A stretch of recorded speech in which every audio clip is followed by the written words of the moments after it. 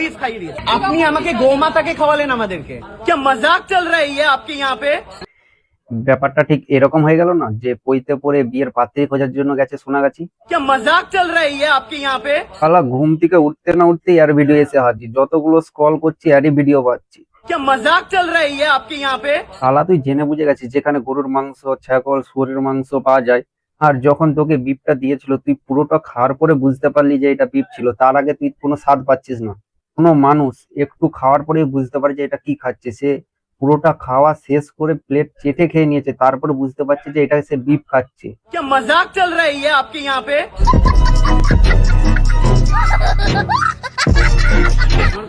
আপনি ভুল করলেন মানে আপনি জানেন আমি ব্রাহ্মণ না, আমরা জানিনি তুমি ব্রাহ্মণ। আমি ব্রাহ্মণ তুমি ব্রাহ্মণ বলেই তো যেখানে গরুর মাংস, ছাগলের মাংস, শুয়োরের মাংস পাওয়া যায় সেখানে তুমি মাটন খেতে গেছো। क्या मजाक चल रहा है ये आपके यहाँ पे মাটন বলে বিফ খাইয়ে দিলেন। আমরা এই মুহূর্তে পার্ক স্ট্রিটে একটা ভীষণ বড় রেস্টুরেন্টে রয়েছি, যেখানে আমরা অর্ডার করেছিলাম মাটন স্টেক। আমাদেরকে দিয়ে যাওয়া হলো বিফ স্টেক।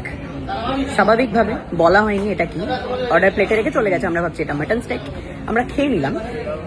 দেন আরো একটা এসে দিয়ে গেল, বলছে এটা মাটন স্টেক। আপনারা দুটো দিয়েছিলেন, বিফ অ্যান্ড মাটন, বাট আমরা একটাই দিয়েছিলাম। আমরা এতক্ষণ যেটা খেলাম সেটা বিফ খেলাম। মাটন খেয়ে মাটন বলে বিফ খাওয়ায়নি, তুমি জেনে বুঝে ওইটা খেয়েছো। খাওয়ার পর এমন ভাবে ক্যামেরার অ্যাঙ্গেল ধরে ভিডিও বানাচ্ছো যাতে তুমি কন্টেন্ট শুট করছো। দাদা অনেকদিন ধরে ডাউনে চলে গেল, তাই সে এই ভিডিওটা বানিয়ে আবার উপরে আসতে চাইছে যাতে তাকে নিয়ে ট্রেন্ডিং এ আসে। আমরা খেয়েও নিলাম চিকেন দিয়ে দেন, ইট ইজ লাইক দ্যাট। আমরা বিফ খাই না দাদা।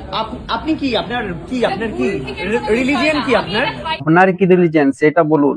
সাইড দিকে মেয়েটা বলছে আমি বিফ খাই না। দাদা মেয়েটারও তো একবার মুখটা দেখাতে পারতেন, মেয়েটা কে? তাহলে